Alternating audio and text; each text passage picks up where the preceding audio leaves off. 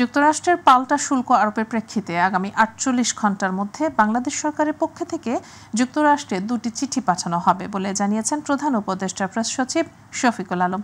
বিকেলে সচিবালয়ে অর্থ মন্ত্রণালয় সভাকক্ষে অনুষ্ঠিত বৈঠকে এমন সিদ্ধান্ত নেওয়া হয়েছে বলে জানান তিনি।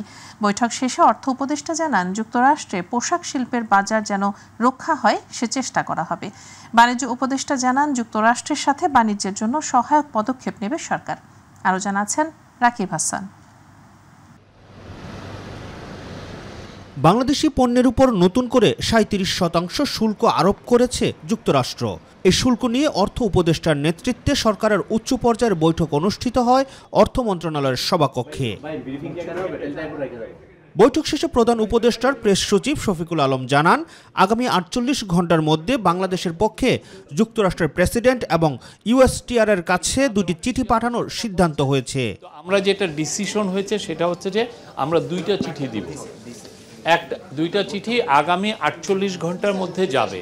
একটা চিঠি যাবে আমাদের চিফ অ্যাডভাইজারের তরফ থেকে আমেরিকার প্রেসিডেন্ট ডোনাল্ড ট্রাম্পের কাছে, আর আরেকটা চিঠি যাবে আমাদের কমার্স অ্যাডভাইজারের তরফ থেকে ইউএসটিআর-এর কাছে। এর আগে বৈঠকের সিদ্ধান্ত সমূহকে স্বাগত জানিয়ে ব্যবসায়ী প্রতিনিধিরা বলেন, সরকার সময় উপযোগী পরিকল্পনা নিতে না পারলে পিছিয়ে পড়বে বাংলাদেশ। আমরা ব্যবসায়ী সম্প্রদায় আমাদের একটা স্বস্তির জায়গা আজকে তৈরি হয়েছে যে সরকারের যে সুনির্দিষ্ট একটা পরিকল্পনা আছে এবং সেটা একটা টাইম বাউন্ড পরিকল্পনা। এরকম একটি চিঠি এখান থেকে যাবে, শুধু এটার প্রতীক্ষায় থাকলাম। বৈঠকে অংশ নেয়া সরকারের গুরুত্বপূর্ণ মন্ত্রণালয়ের দায়িত্বপ্রাপ্ত উপদেষ্টা এবং কর্মকর্তারা জানান, বাংলাদেশের স্বার্থ বজায় রেখে যুক্তরাষ্ট্র থেকে কিভাবে আমদানি বাড়ানো যায় সেদিকে চিন্তা করছে সরকার। আমাদের যে প্রধান রপ্তানি খাত যে তৈরি পোশাক, এবং সেখানে যুক্তরাষ্ট্র একটা বড় বাজার, সেটা যাতে রক্ষা পায়, আমাদের প্রতিযোগিতা শক্তি যাতে আরও বাড়ানো যায়, যাতে আমরা অন্যান্য দেশের সাথে প্রতিযোগিতায় টিকে থাকতে পারি, আমরা মনে করি যে সেটা সম্ভব হবে। যুক্তরাষ্ট্রের সাথে বাণিজ্য বৃদ্ধির জন্য সহায়ক এবং এটাকে অ্যাপ্রোপ্রিয়েটলি যুক্তরাষ্ট্রকে আমরা কিভাবে উপস্থাপন করব সেই স্ট্র্যাটেজিগুলো বোঝার জন্যই আজকে আমাদের আলোচনা। আমাদের স্বার্থ বজায় রেখে যুক্তরাষ্ট্র থেকে আমাদের আমদানি বেশ বাড়ানো সম্ভব, আমরা তার উপায়গুলো খুঁজছি। অর্থ উপদেষ্টা ডক্টর সালেউদ্দিন আহমেদ জানান, যুক্তরাষ্ট্রের সাথে আরো বাণিজ্য বাড়াতে চায় সরকার।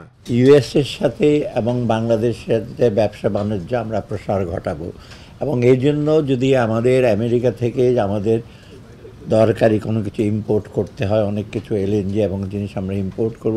যুক্তরাষ্ট্রের নতুন শুল্ক নীতিতে বাংলাদেশের রপ্তানিতে খুব বেশি প্রভাব পড়বে না বলেও মনে করেন তিনি। যত শীঘ্র সম্ভব এটা রেশনালাইজ করব, এটাকে আরো স্মুথ করব। রাকিব হাসান, মাই টিভি, ঢাকা। সোমবার থেকে ঢাকায় শুরু হচ্ছে 4 দিনব্যাপী দেশি বিদেশি বিনিয়োগকারীদের বড় মিলন মেলা বাংলাদেশ বিনিয়োগ সম্মেলন 2025। রাজধানী ফরেন সার্ভিস একাডেমিতে সংবাদ সম্মেলনে বাংলাদেশ বিনিয়োগ উন্নয়ন কর্তৃপক্ষের নির্বাহী চেয়ারম্যান চৌধুরী আশিক মোহাম্মদ বিন হারুন এ কথা জানান। তিনি বলেন, নতুন বাংলাদেশের চিত্র তুলে ধরার জন্য এই সম্মেলনের আয়োজন করা হয়েছে। ইতোমধ্যেই অনেক বিদেশি বিনিয়োগকারী চলে এসেছেন। প্রধান উপদেষ্টা দেশি বিদেশি সব বিনিয়োগকারীদের কথা শুনবেন। এই সম্মেলনে 5 জন বিনিয়োগকারীকে সম্মানিত করা হবে বলেও জানান বিডার নির্বাহী চেয়ারম্যান। বৈষম্য বিরোধী আন্দোলনের সময় হামলা, ভাঙচুর ও হত্যা চেষ্টার অভিযোগে রাজধানীর কোতোয়ালি থানার মামলায় আওয়ামীপন্থী 84 আইনজীবীকে কারাগারে পাঠানোর আদেশ দিয়েছেন আদালত। একই মামলায় 9 জনকে জামিন দেওয়া হয়েছে। রোববার ঢাকা মহানগর দায়রা জজ জাকির হোসেন গালিবের আদালত শুনানি শেষে এ আদেশ দেন। জামিন পাওয়া 9 জনের মধ্যে 8 জন মহিলা আইনজীবী রয়েছেন। এর আগে সকালে আইনজীবীর মাধ্যমে আদালতে আত্মসমর্পণ করে জামিন আবেদন করেন 93 আইনজীবী। বিকেল 3:30টার দিকে তাদের জামিন শুনানি শুরু হয়। দীর্ঘ শুনানি শেষে বিকেল 5টার পর আদালত আদেশ দেন। বৈষম্য বিরোধী আন্দোলন চলাকালে 4 আগস্ট আদালত প্রাঙ্গণে আইনজীবীদের ওপর হামলা, চেম্বার ভাঙচুর এবং হত্যা চেষ্টার ঘটনায় আওয়ামীপন্থী 144 জন আইনজীবীর বিরুদ্ধে 6 ফেব্রুয়ারি ঢাকার মেট্রোপলিটন ম্যাজিস্ট্রেট আদালতে মামলা করেন আইনজীবী সমিতির কার্যনির্বাহী সদস্য মোহাম্মদ আলী বাবু। মামলা দায়েরের পর হাইকোর্ট থেকে 8 সপ্তাহের আগাম জামিন নেন 115 জন আইনজীবী, আর 7 এপ্রিল তাদের জামিনের মেয়াদ শেষ হবে। জুলাই আগস্টের গণহত্যার মামলায় সাবেক এসি তানজিল আহমেদ ও যাত্রাবাড়ী থানার সাবেক ওসি আবুল হাসানকে গ্রেপ্তার দেখিয়েছেন আন্তর্জাতিক অপরাধ ট্রাইব্যুনাল। সকালে তাদের ট্রাইব্যুনালে হাজির করে পুলিশ। পরে চিফ প্রসিকিউটর তাজুল ইসলাম সাংবাদিকদের জানান, অপরাধের বিস্তৃতির কারণে আরও ট্রাইব্যুনাল হওয়া উচিত। খুব দ্রুতই দ্বিতীয় ট্রাইব্যুনালে যাত্রা শুরু হবে। যারা গুমের তদন্তে গিয়েছিলেন তাদের হত্যা চেষ্টা করা হয়েছিল বলেও জানান তাজুল ইসলাম। ভারতের পার্লামেন্টে মুসলিম ওয়াকফ সংশোধনী বিলে অমুসলিমদের অন্তর্ভুক্তির ফলে সংখ্যালঘু মুসলমানদের সাংবিধানিক অধিকার ক্ষুণ্ণ হতে পারে বলে মন্তব্য করেছেন বিএনপি স্থায়ী কমিটির সদস্য সালাউদ্দিন আহমেদ।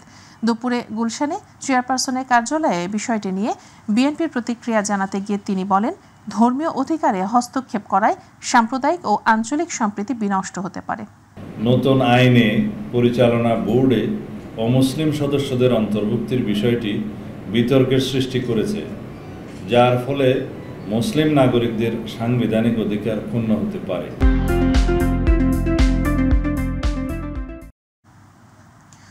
2025 সালের হজে অতিরিক্ত ভিড় ও নিরাপত্তা ঝুঁকি সৃষ্টি এড়াতে বাংলাদেশ সহ 13 দেশের ওপর ওমরাহ, ব্যবসা ও পারিবারিক ভিসা নিষেধাজ্ঞা দিয়েছে সৌদি আরব সরকার।